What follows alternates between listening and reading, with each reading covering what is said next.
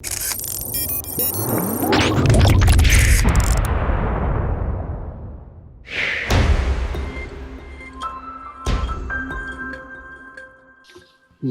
morning. My name is Hendrik Deckers, and it's a pleasure to welcome all of you to CIONET's international web conference, Reinventing Our Organizations. Companies are preparing for the new normal by challenging and changing their core organizational behavior, the hierarchies and their offerings. And of course, IT is central in reinventing our organizations. So that's basically the topic of today. Let's discuss how we can reinvent our organizations. Like I said, my name is Hendrik Deckers. I'm the founder and managing director of CIONET International.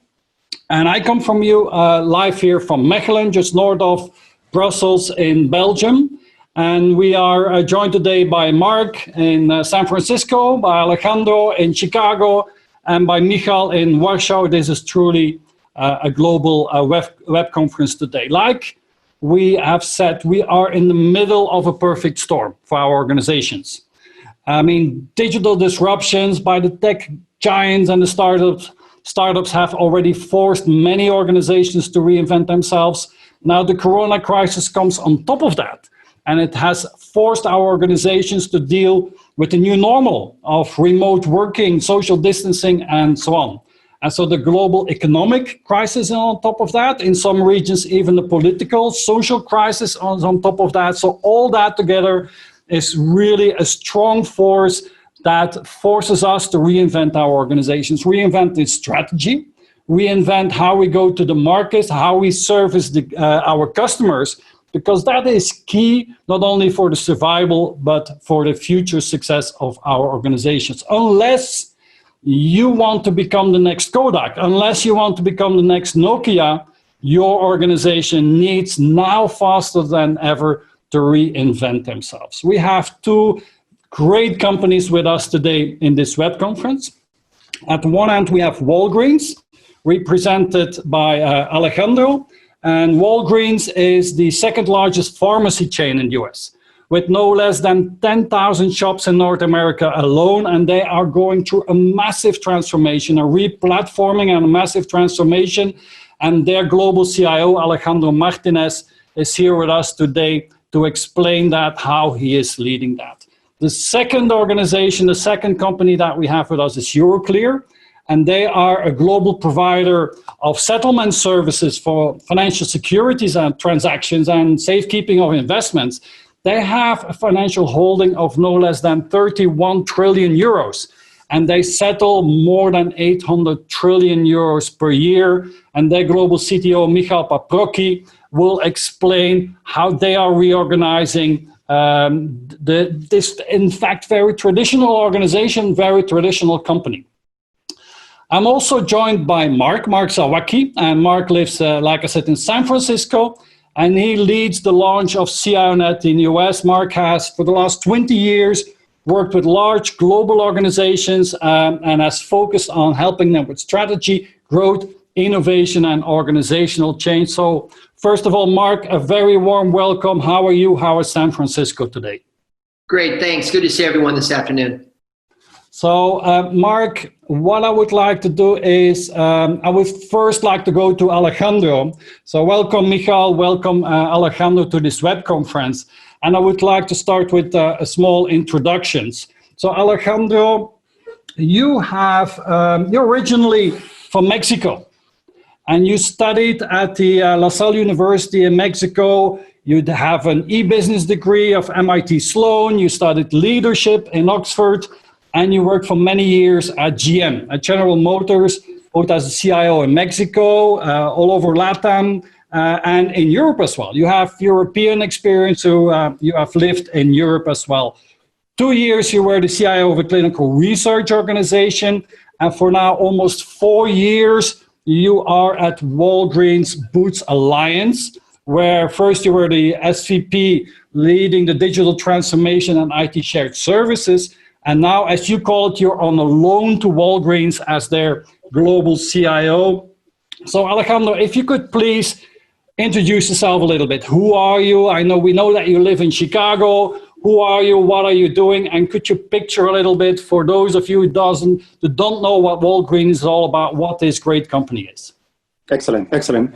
Good morning, good evening, good afternoon. I'm hoping that you can hear me well.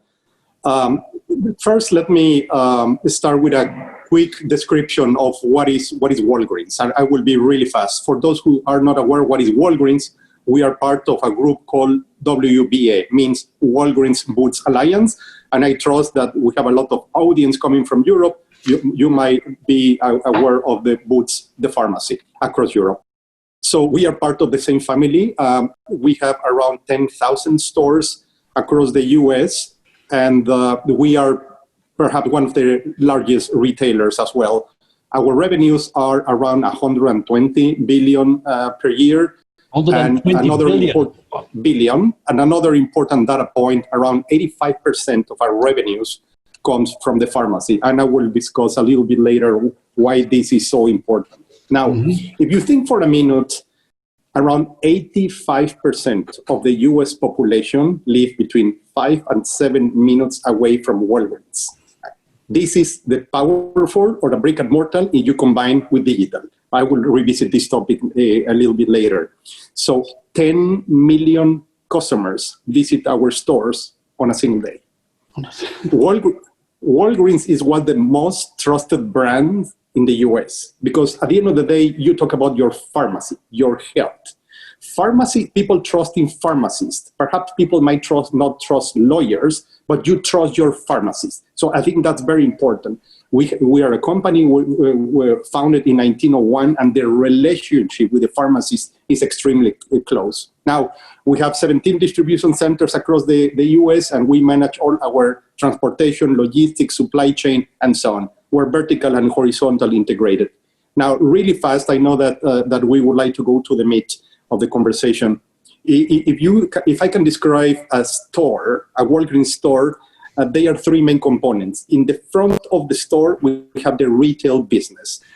In the middle of the store, we have the healthcare and beauty, and in the back of the have photo business. Yes, it's a very good business for us, where you can print your pictures or all your accessories, coffee shops, etc., coffee mugs, etc., but also the crown jewels, the pharmacy. We have the pharmacy there, and billions of patients visit us on an annual basis to get the prescription. Now, the last statement, Walgreens face a very important situation, being a basic brick and mortar organization. What is the dilemma? New entrants, new digital economy companies, and Walgreens face the situation, reinvent themselves or die. As has been said, the company do not want to be the next Kodak, and they took very serious the transformation. I will pause here, but most likely we will revisit this topic later. Okay, thank you very much. Let's go to Michał. So Michał, you're originally from Poland. You have an economy degree from the University of Gdańsk, the beautiful city of Gdańsk. And you have an MBA from Warsaw, and you have been working for 16 years at ING, where the last couple of years you were the VP and then the CEO of ING Tech Poland. And then they headhunted you into Brussels, and now for almost 2 years, you are the group CTO of Euroclear. So tell us a little bit more about yourself, Michał. I understand you're today in Warsaw. So who are you? What's your role in Euroclear? And in a nutshell, what is Euroclear all about? Hello, indeed. Good afternoon or good morning, everyone. I guess I'm a bit of changer or transformer within the IT world. So I try to bridge what we need from the business side and the pure technology dimension, or I was always like a bit of in between. So appealing to the engineers and trying to push a pure technology agenda, but also making sure that we have the why. So is there a business case to do so? Do we have attraction from the business side? I would maybe start with the trust, because Alejandro pretty well described that he's in trust business on the B2C part. So I believe we are in the same industry because we also operate with trust, but more in the B2B. So Euroclear is so-called FMI. So financial market infrastructure. So we could think about us as the platform that connect the issuers of securities, of bonds, of equities, of derivatives, and on the other side, you have the buyers, so in the investment house. And we are the linking pin in the middle of this process, so making sure that everything is safe. And indeed, it's 31 trillion of securities on our books, so that's quite a responsible job. And we are building our position for the last 50 years based on the trust. So we are the safe vault for that. But we also process operations, so settlement instructions, making sure that we exchange shares against the payments, and we do a lot of asset servicing operations. Just to illustrate the complexity and again magnitude of our business, what we settle yearly, it's 6 times the world GDP. So that's quite impressive, I would say, and that puts quite a pressure on me as well, because my predominant responsibility is making sure that it's always on, that it's always available, because we are systematically important and we are connecting the governments, the stock exchanges, the custodians, the major financial institutions. On the other hand, I'm there, and that's indeed how I started the current job, to change that, to transform, to make sure that we bring even more value to the business, to build on the layers that we already have, but also go beyond that. Okay, great. Mark, you want to get this conversation started? I do. Thanks, Hendrik. Alejandro, let's unpack what you've been up to. You've got, I believe, 10,000 people in IT. You're going through a massive transformation. You have to bring leadership along. You're re-platforming. There's a lot of moving parts in there. Why don't we talk about some of the lessons learned so far, particularly from a leadership and coaching perspective? I know that's something you've spent a lot of time on. How did you get the leadership to buy into this? How do you get 10,000 people in IT to move along this journey? And where are you at overall? Is this kind of the beginning in the first year, or has this been going 3 or 4 years? Where are you at in the overall journey? Excellent. It's a fascinating question. So let's start with where we are with the transformation. This journey started almost 5 years ago, and I think we are halfway to the transformation. We need perhaps another 3 solid years. Now the typical hockey stick, the acceleration already started. So this is where we are in the journey. Another important topic as a part of the lessons learned is about the leadership and the ownership of this transformation program. Because this is not the case where a CIO had the idea that, hey, let's try to transform our business. I think the idea of the digitalization of the enterprise came completely from the board. This is a top-down program, and that makes big difference. So the board, and especially our chief exec, review every month the state of the progress of the digitalization across the enterprise. And I will double-click on this a little bit later. And every board meeting, we need to present the status of the digitalization of the enterprise. It's not the typical situation, the dashboard, how are we doing? The board understands this is outcomes-driven activity, and we need to find a way to completely reinvent ourselves, moving from brick and mortar into a digital company in order to survive on the new digital economy. So this is a massive transformation. It had required a lot of education from everybody. Let's start first with senior management. Locally, our chief exec is engineer by training, so he understands very well the dynamics, the cloud dynamics, et cetera, because he interacts with chief execs like Satya and others in different forums. So he has been able to research a lot about what does that mean, and also studying about the successes and the failures of companies who embrace digital transformation. So locally, he understands that. Then I have been also a tremendous education crusade across all senior management about what does reinventing ourselves mean. And this is co-managed by the Chief Innovation Officer and the CIO, because at the end of the day, you need to have the business-led initiatives as part of the transformation, and our group are the enablers to make sure that we develop the capabilities to achieve the business outcomes. The other important topic is how you organize the IT organization, and perhaps I will go a little bit later depending how if time permits. So something that we decide first is to declare that we would like to be a platform-based organization. They are deep implications when you decide to go a platform-based organization, because at the end of the day, you stop talking about individual applications, you start to talk about products, roadmaps, and you're starting to talk about journeys and capabilities. So we consider a product end-to-end in the specific domain. Pharmacy is an example. We don't talk about all the thousands of applications during a pharmacy. You talk pharmacy as domain, and you talk about the business process end-to-end and how you can digitize those elements to create competitive advantage and outcomes. So it's not just declaring that we would like to be a platform-based enterprise. You need to create the talent and the skill sets. So we create a major HR strategy to combine what I call the institutional knowledge. Some companies call it legacy resources. I call it institutional knowledge because the amount of knowledge that those folks have are priceless for us. And then we brought, obviously, the disruption. We brought guys from the market, but also we designed a specific program, and we brought a specific company from the Silicon Valley, an engineering firm, and we inject folks in different programs.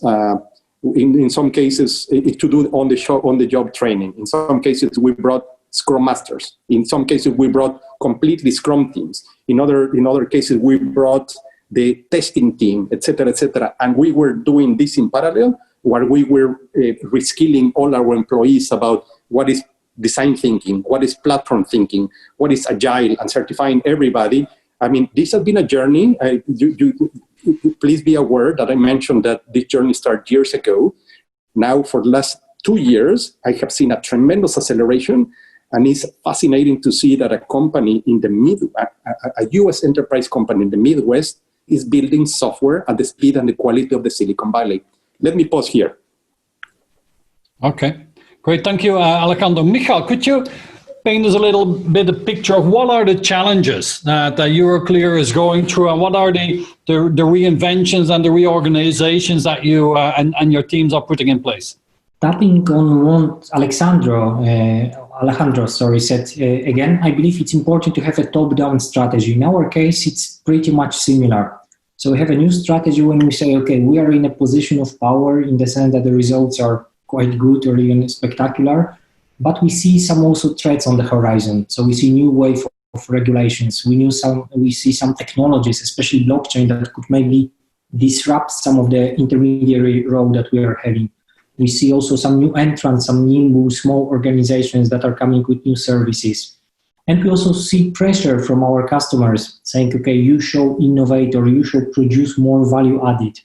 So as a result, we nailed it down in a business strategy which says, okay, we continue what we are doing, what we are so much well known of, and it's systematically important, but maybe we could, maybe not pivot, that would be too much to say, but maybe we could build even more services on top of that. And for us, key would be intelligence. So how to use the data that we have on the buy side, on the sell side, on all the positions, risk management, liquidity, and how to bring even more valuable insights or signals from the system that our customers could use so that they are more effective. So the first pillar indeed, so there's a concept that we would like to transform, and it's business and IT together. Having said that, we are actually an IT company as such. If you think about that, half of our total staff, it's actually within IT, and it's growing because what we see, here comes the robotics, the automation, we inject even more technology. So actually more and more these days we are hiring software developers. So again, IT is playing a pivotal role and ever increasing, but it takes both sides. So we need to make sure that the traditional division between the business side and the IT sides are getting blurred these days. We are not yet there in the biz DevOps model, but let's say that in some areas, especially where the ones that are less regulated, when we have relatively more freedom, we are doing some R&D activities and trying and launching some new projects. Mm-hmm. And then comes the culture. So indeed, we are hiring quite a lot of people coming from different parts of work, like myself. and blend with the existing people that have all the insights and knowledge of the organization to create these dynamics. And yes, we are using external partners, so we are opening up massively. For example, being quite active in CIONET because we want our engineers, our leaders to be exposed to other companies that are non-competitive, to share some experiences, and then you would be often amazed how similar we are at the end of the day. So the more we start to explore some issues, the more similarities we are actually observing. And having said that, Agile, it's a big word, but it's not like a buzzword, so Agile in the name only, but I really mean that, in the sense that we would like to empower people to be more entrepreneurial, to come up with some bottom-up ideas, to reach out, to break the traditional silos. Because the key word in our reality, and that's maybe different compared to my colleague, takes the whole ecosystem to move. It's a bit how to make sure that a herd of elephants start to dance together in harmony. Because we could go as fast as our customers are moving. So you need to be very close, more than ever, with your customers. And then there could be different subjects. So these days it's more about business resilience. For example, what do we do with the VUCA word? If we have black swan events like the current pandemic that was unheard of, that forced us to rethink the way we do disaster recovery, business resilience. Luckily, we proved to be extremely reliable. And that's a token of appreciation to all my predecessors and everything that was built in the firm. But we also see new risks on the horizon. And again, systematically, we are there to reduce the risk for the market. That's our value proposition. So we have the board strategy. We are mixing talents and opening up to the broader ecosystem. We are bringing also some fresh blood, going agile, so simplifying the system and making sure that there is empowerment. And maybe last but not least, we are also dealing with fintechs. So we are much more open to joint ventures. We don't assume that all the innovation would come from in-house. It's actually rather impossible to make an assumption like that. So we are looking at the fintechs, we are investing selectively, and we do some R&D, which again forces us, maybe more now from the IT side, to go or explore the areas that we haven't go before. So for example, we are quite keen on public clouds, on blockchains, on the new offering, which were a bit like beyond our industry or didn't belong to the traditional toolkit that a CIO or CTO within the FMI sector would have. So it's a fascinating journey that is only accelerated or maybe magnified by COVID-19, because in a way it's a game changer, but in a way it's just increasing the pace of developments. Okay, great. Alejandro, I want to circle back on one of your earlier comments I find fascinating, and that is 85% of Americans are within 5 to 7 minutes of a Walgreens bricks and mortar. I happen to be one of those. I just thought about it. There's one 2 blocks from me here in San Francisco. Yet you're doing this big digital transformation, the digitization of your business. I know you wanted to talk about how the bricks and mortar business marries up with the digital journeys you're going on. I know you have a lot of passion about what that future looks like. Obviously, we see it with the big e-commerce players globally, and I assume you're going down that path. But can you elaborate on how you're marrying up and joining up the bricks and mortar businesses with these new digital journeys? Yes, absolutely. And we have a strategy that we call last mile with a smile, which tells you at the end of the mile, you will see a human, not a smile in a cardboard box. Anyway, let's not go there. So some of the elements that we have is the first topic is we are developing additional business offerings around the pharmacy, right? We're starting to evolve into a healthcare destination. Let me give you an example. Laboratory works, right? You can do all your blood works, or you can do your audition, or you can do your glasses, your dentals, even waste management. Just imagine all the ecosystems, the services that can start to be provided in a single point of care, even walk-in clinics, 24/7 emergency services, and so on. So we are already starting to launch those services. And the important topic is we know about the patients. The other element, just think about the possibility with millions of customer visitors on a daily basis. Just imagine the value that you can create for a company that does, for instance, clinical trials, right? Because you have the patient, you have the group disease, and you have the site, and you have the technician. So you can start to develop a different business models. So we are doing all the evolution of the point of care with the digital services, because at the end of the day, we were introducing a major marketplace and portal for find care, right? You might not want to go to the physician at night, so all the teleconsultations, find care, and a lot of digital services that we're building in parallel to make sure that we use our customer base and the strengths of the brick and mortar. Now, you can do the booking and all the activities online, so you can go to the store, so you skip all the queue, if you will, and so on. So those are part of the elements that we are doing, for instance, in the healthcare. The other topic in retail, our focus is to be convenience, right? Convenience, and what we're trying to do is creating partnership. We're running a pilot with Kroger. It's another well-known retailer in the US. This is public information, where we're starting to create a Kroger store within a Walgreens and a Walgreens store within a Kroger.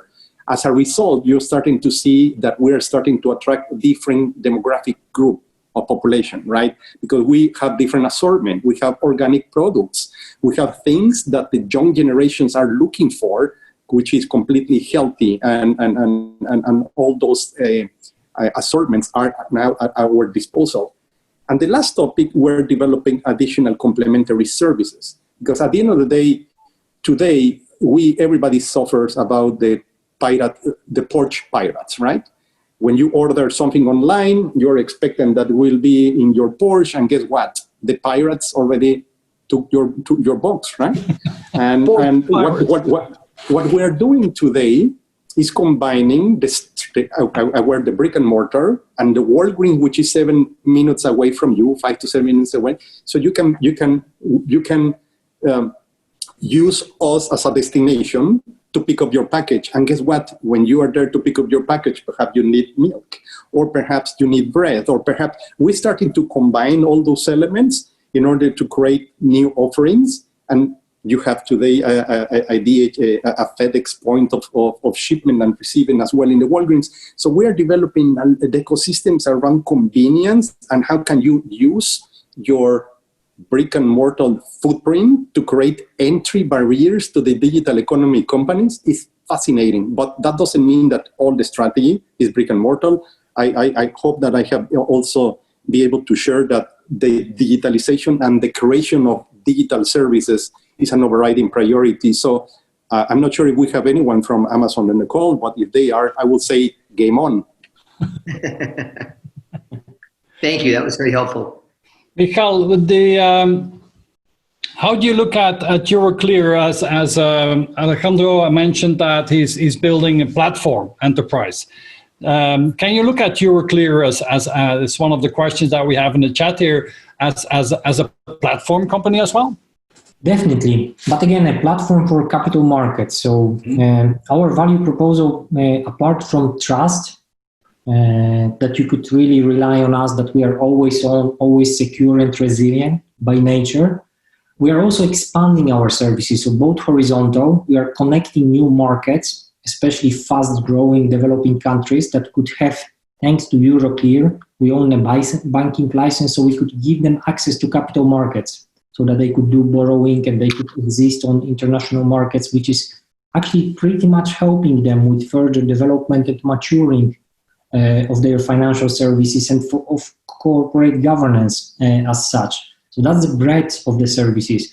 But we're also working on the depth of the services. And because we are a platform, we could use the same identity or the same risk position or the same collateral to offer some value-added services so that you have like a one-shop stop.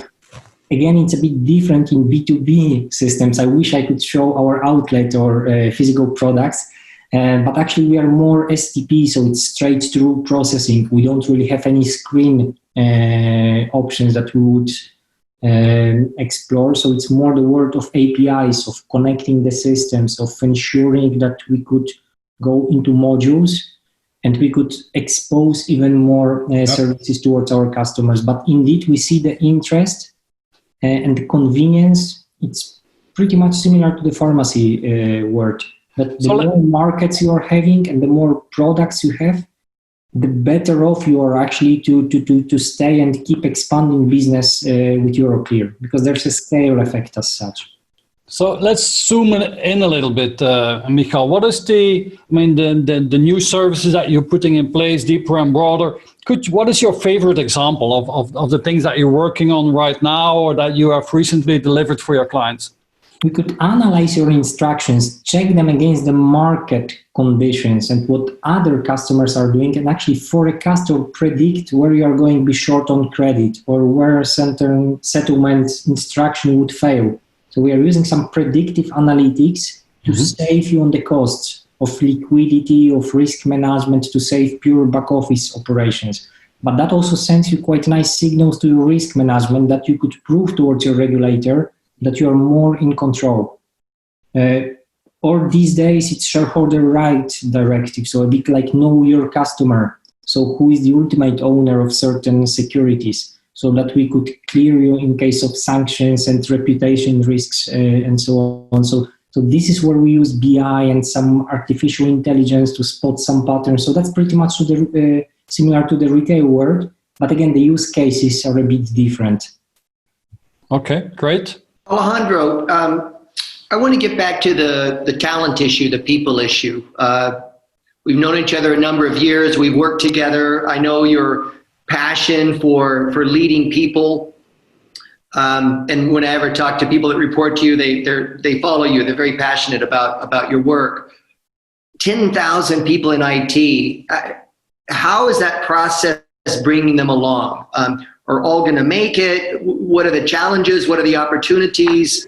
I know you brought in some external people to help accelerate that journey, but what are the lessons? Because you're so passionate about people, what are your lessons trying to move 10,000 people through such a transformative process? Yes, thank you for the question, Mark. This is a very complex topic. Let me take one step back and tell what's going on, because at the end of the day, in some cases, we are replatforming legacy systems.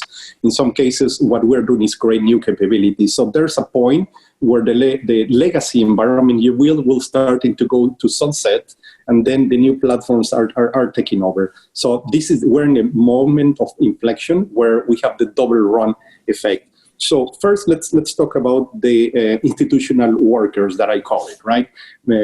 Those elements we are organizing. First, what's going to happen with them? Most likely, the domains that they used to support, either the technology stack or the specific applications, are disappearing. So at the end of the day, what are you going to be doing with them? Are you going to be kicking them out of the organization after all this knowledge and expertise that they have? What we're doing is where we create, as part of what we call the CIO Academy. So we create a specific boot camp. I would like to call it boot camp. It's beyond a boot camp. It's a completely strategy that basically has different domains. As I said, platform thinking, design thinking, even run-ups, agile, et cetera, et cetera. And we develop a plan for every person. So the vision and what we're doing is for all the employees in what enterprise employees, we are giving them the opportunity to acquire different skill sets, either in robotic process automation or any domains, even in run-ups. They're fascinating how these guys learn so fast how to use advanced technologies that will help us to, with machine first, make our operations more efficient. So you use the talent in the organization, and everything now is in Azure. Now we're giving them the skills in order to use the knowledge of the business to make our operations much more efficient. Now, in other cases, we have individuals who will consider product managers and so on, who in the past were business analysts and so on. Where are we training everybody? Now, that's the vision. The reality is that, based on what I have seen, just around 60% of the team cross the line. Some cases, folks are not comfortable in trying to, for specific reasons, to learn new technology or to work in a completely different environment, because now the way that we run IT, we are running IT like a technology company. We are not doing the cloud, we're not using as the new on-prem, right, as just infrastructure as a service. No, the rules are different. So some folks are not comfortable in taking the step and the evolution of, they feel uncomfortable on those environments. We provide them the opportunity to acquire skills. And if no, what we're doing is we're organizing job fairs with the community around the location that we have, because I do believe that everybody deserves to be treated with respect. So we even trying to allocate them in other positions who are not as aggressive in the transformation that we are anyway. Now that's the enterprise employment. Now for the other folks, in some cases, as I said, we have to bring talent from and poach talent from all digital companies, right? At the end of the day, if you think for a minute, when you talk to a platform, they are specific key roles: platform architects, product managers, and so on. And that talent do not exist in general terms in the traditional enterprise. So we are working in the parallel path. Path A is developing the skill set in our employees, but also we cannot wait. So we brought disruptors, right? I went basically all across the US and trying to bring a talent that will help us to take this to the next level. And something important, our company is very traditional, and in the past, they have said, no, people cannot work for us if they are not moving to Chicago or neighborhoods. And he said, well, guess what? I don't care what you say, right? I need the talent, and you need to provide me the flexibility to leverage the talent where it is, because at the end of the day, we need to disrupt. And I don't have time for change your policies. Find a way for me to bring talent regardless of where they are. And has been a very interesting negotiation with HR when they understand the size of the transformation and really the lack of talent in specific positions in specific geographies, just to take them to scouting trips to the Silicon Valley and other places where they see the talent, they see the operating model and so on, then they realize that they need to help us. So has been, again, a multi-threads approach in order to make sure that we go to this point. Where we are we perfect? No. Are we an agile enterprise? No. Because at the end of the day, agile is one of the tool sets for the CIO. That doesn't mean that you need to be aligned to be a modern CIO. In some cases, we have extreme agile. In others, we have agile. In others, we have agile. And in others, like SAP projects and so on, we follow the traditional methodology. I mean, what matters is the model, the mindset, and the speed. I'm hoping that this answers your question, Mark. Very helpful. Thank you. Michał, let's talk a little bit about how the technology teams at Euroclear. Did you say that about half of the people there are in technology, and so can you explain that a little bit, and can you talk a bit about the cultural change that Euroclear is going through, because it's a very, in the beginning I said it's a traditional almost conservative company maybe, and it probably has to be, because you have to make sure that everything that goes on is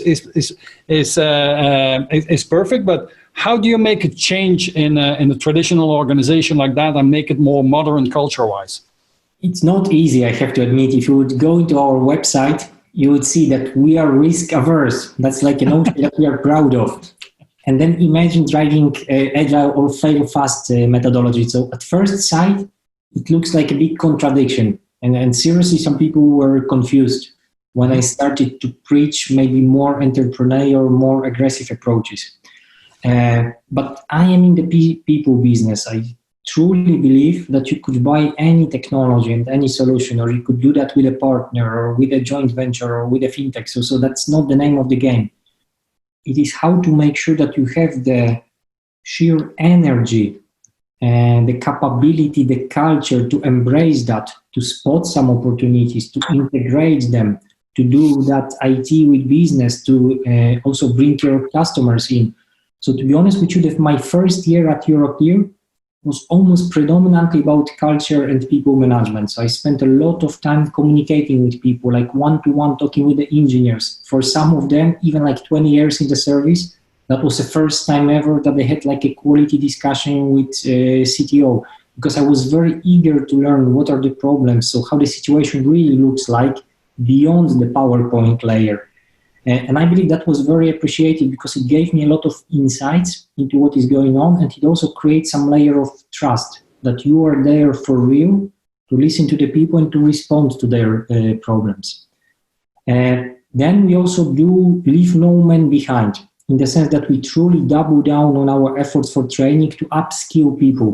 Indeed, it's quite a long shot for a mainframe guy to go into the containers or to go into the public cloud, but actually it is truly possible. If I look at some career developments of my fellow colleagues, I see that they went through some cycles already in their life because they're able to make the connections. So if I'm preaching about the DevOps, it's like lean in operations, but like turn into IT. Then you go about microservices and containers, and it's like, it's SOA coming again, a bit like rebranded. So you see on certain level of abstraction, I believe the meta trends look similar. So we make sure that we talk to the people, we explain. So I spend really a lot of my time these days, it's mostly over the video, to make sure that I have this one-to-one relationship in a bit regardless of the hierarchy.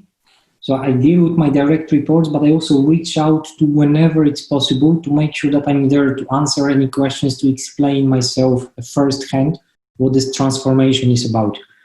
I even use some funny tricks which Gartner would refer to as the culture hack. So I'm using Star Wars as the notion to drive like the positive energy that we are there, like a bit of the rebels, trying to disrupt the market, come up with a new solution. And that's very appealing regardless of geography and industry. I find that quite a universal and powerful signal. You could check my LinkedIn posts, and they're also around leadership, but in a funny or maybe provocative format of the Star Wars energy. And we also encourage people for empowerment. So we are, for example, implementing cost transparency and product ownership as such. So you are the mini CEO of your product. So what would you do if that was your own company? So what is the rational choice? So maybe instead of like always checking with your manager or producing like a hefty report, like tell me what is the pragmatic move. Okay, convince me, how do you mitigate the risks? It's still conservative, it's still very much risk-averse culture, but I believe you could actually do miracles if you're credible as a leader. So if people know that you are for real, you really mean what you're saying, if you spend a lot of time listening, and if you also communicate what is the dot of the horizon, so what is the vision that we are driving, but you try to get as many resources and freedom as possible so that your troops could actually develop. Okay, great, thank you. Alejandro, I want to touch on platforms, and I know a question came up on this. If I parse it out, I think I'm hearing you talk about platforms kind of in two senses. One, you talk about re-platforming, and it sounds like you're advancing the IT portfolio. You know, in IT terms, we just often call that re-platforming. And then secondarily, I think when you describe the future of your bricks and mortar businesses, and you talked about, you know, Kroger, you talked about potentially all the services that go around that, the dentists, the doctors, the eye technicians, that feels more like a platform economy where you're a two-sided marketplace bringing lots of other players. And then there was a question that came up from the audience today from Alon, that said, does that mean you're going to go so far as to allow third-party apps to plug into your platform? So the first question is, did I hear you kind of use platform in two contexts? One is re-platforming and the other is, you know, creating a two-sided market. And then secondarily, to Alon's question, does that mean that you would go so far as to create a third-party marketplace around that new WWII platform? Absolutely. No, thank you for the question. And you are correct. They are two different parallel paths. One is the technology platform, and this is what we're doing with our cloud modernization, if you will. In some cases, what we're doing, lift and shift, phase one. Phase two is re-platforming. Is those applications where perhaps the total cost of ownership did not make sense to lift and shift, so you need to bring past services and other modernization techniques, even non-SQL databases, just to mention one. And this is what you're starting to do with your replatforming for your portfolio of applications. That's parallel one. So, but for me, they are not a specific platform. You are replatforming from the technology side of the house. Now, for us, platform is a different element. It's a different context. We are organized by a specific business domain. So we have the pharmacy platform, to give you an idea, or the photo platform. I mentioned that we have a photo business in Walgreens, where you can remotely go and print your photos for your vacations. Or guess what? In the US, February 14 is a very important day, right? Or Mother's Day. And perhaps you want to tailor a specific gift, a calendar or a coffee mug or whatever, in order to give to your loved one.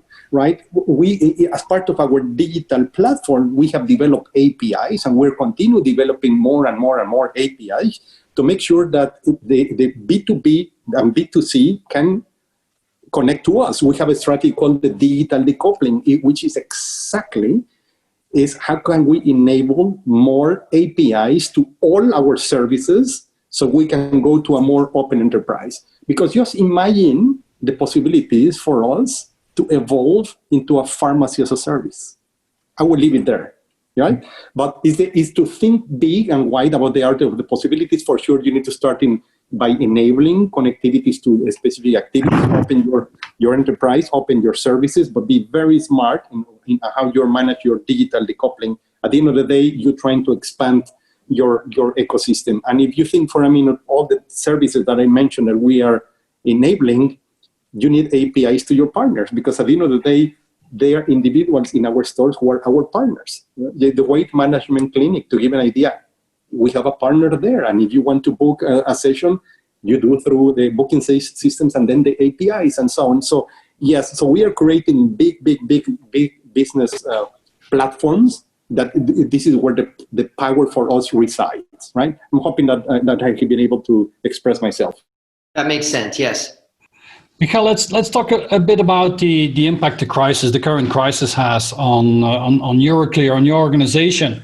I mean, this crisis is, at one hand, it can accelerate transformation. At the other hand, it can slow some of the transformations down. And also, you are in a very highly regulated environment. What are the expectations of regulators now that we're in the crisis? Can you talk a little bit about that?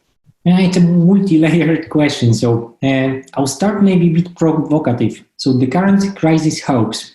For example, in each company, you have a bit of head office location, which is Belgium in our case, and the other countries that are maybe not in the inner circle or find it a bit hard to communicate. And imagine these days, and we really move all the 5,000 employees almost in one controlled operation at home. Now everyone is equal. We are all working out of home and we all use videos. So actually my colleagues from countries other than Belgium are very much appreciative of modern ways to communicate, because it actually helps from their perspective. Another one is indeed being a conservative organization. We used to spend quite a lot of time in quite a large meetings, and that again doesn't really come handy in the current opus moderandi. So I actually see much more pragmatism in the decision-making process. So maybe we spend a bit less time discussing some options and more empower people to execute and act. So some of the technologies we are pushing in a bit of forced situation. In a normal days, I believe I would have to lobby and explain a bit more in order to convince some of my colleagues to push forward. While again, I see an acceleration of good things. Thirdly, also the employees, I also observe that despite a bit of traditional silo structure, when the organizational chart is quite important for some of us, people are right now reaching out. So you're another box in WebEx, Zoom, and so on, and we are all dealing with each other because we are all one. So I love that from that dimension. So these are maybe the three cases, again, from people part, when the current crisis, ironically, is actually helping with the culture change. What, of course, it's not helping is that it's a bit harder to do creative work. So what we've noticed, we are actually sometimes more productive. And I just ran a town hall with all my employees on Monday when I asked them, okay, tell me, are you actually better off and happy and productive while at home? Or you're actually dying to be back to the office? And then it was about like 60-20 breakdown, with 20 people like in between choosing the home location.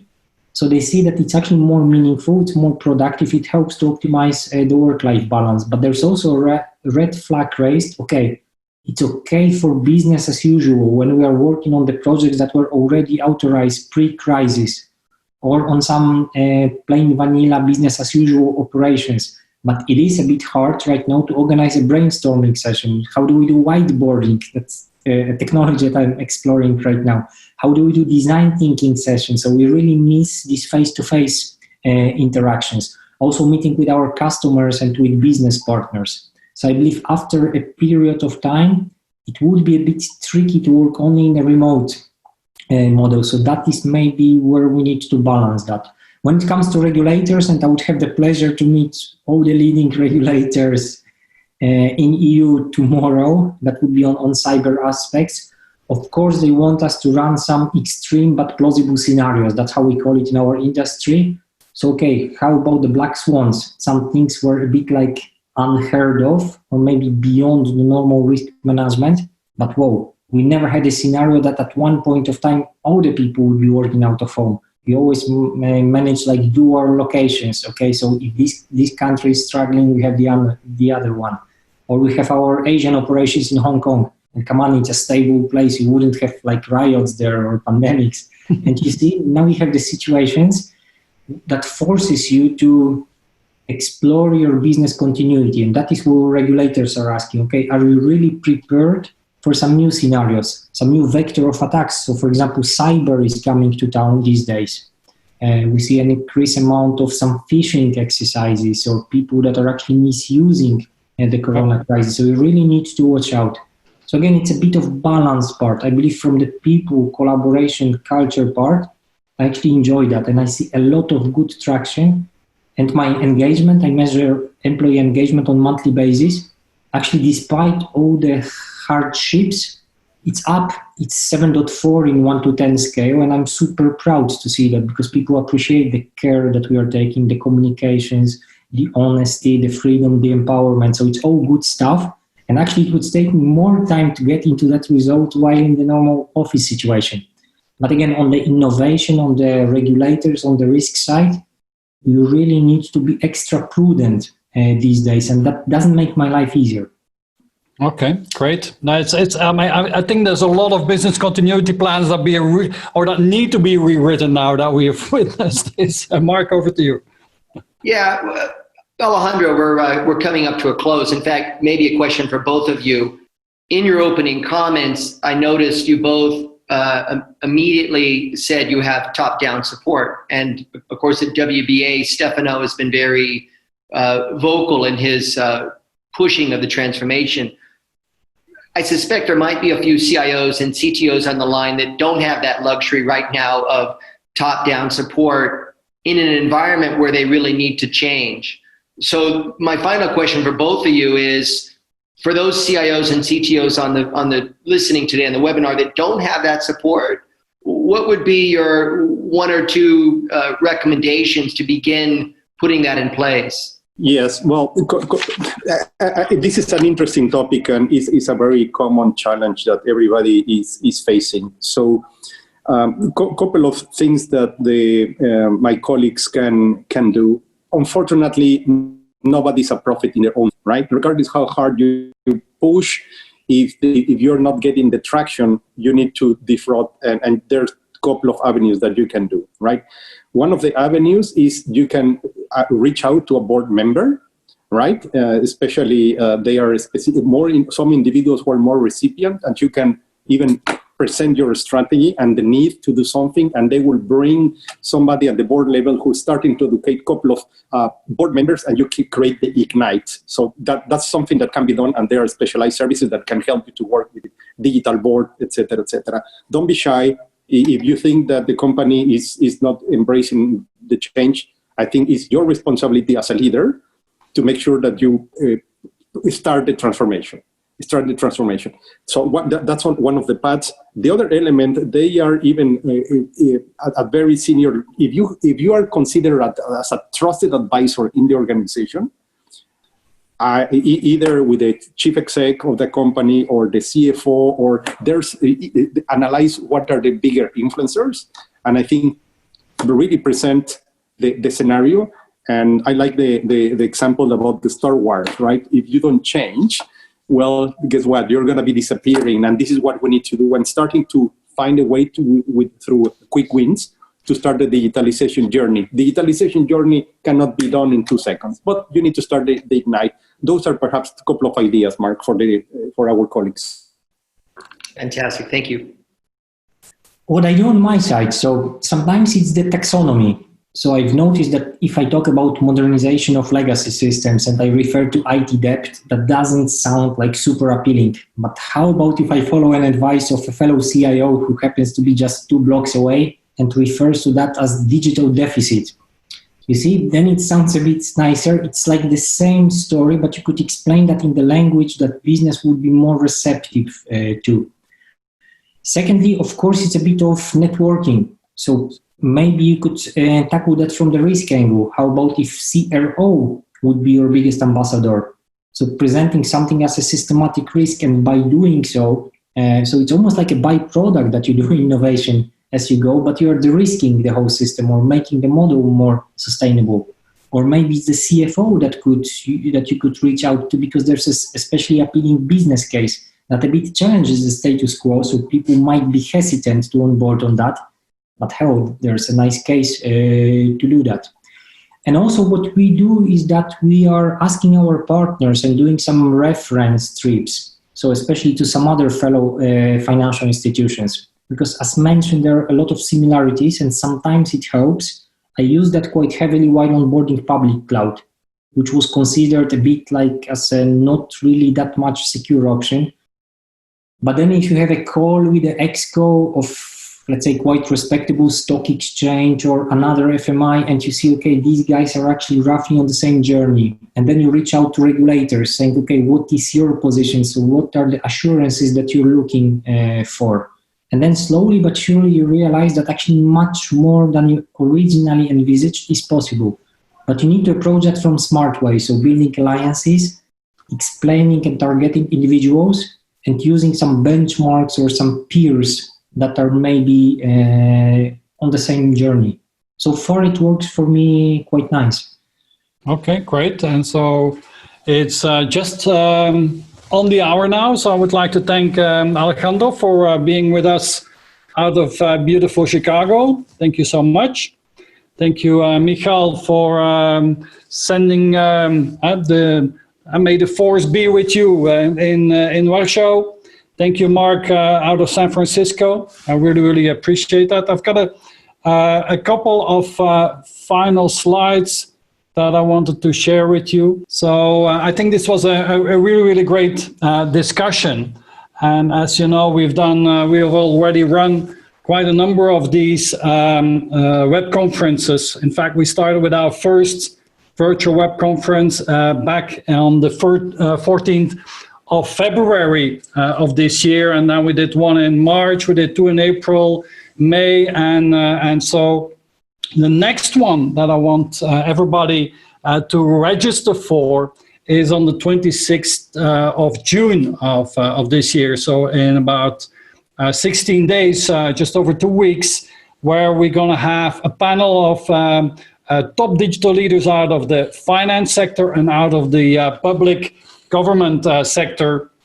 And in fact, we are presenting there the finalists of the European Digital Leader of the Year candidates. So a couple of actions for you before we say goodbye is make sure to register, CIONext.com. If you're not a member yet of CIONET, please join our community. If you're a digital leader, you're very welcome. And if you want to see more stories and especially some deep dive interviews on digital leadership, check out CIONET.tv, where you find quite a series of interviews that we have been running. So with that, thank you everybody for being with us here today. And we're going to say goodbye with a small video explaining a bit more what CIONET TV is all about. Thank you so much and see you soon. For the last 15 years, I've been on a quest to discover the DNA of the most successful digital leaders in the world. What makes them tick, what's in their minds and in their hearts. We are sharing deep insights from our world-class CIOs so that you get inspired, can learn and reach your full potential as a digital leader. If you are an ambitious technology executive, then I invite you to join CIONET. Join our community so that you too can realize your ambition.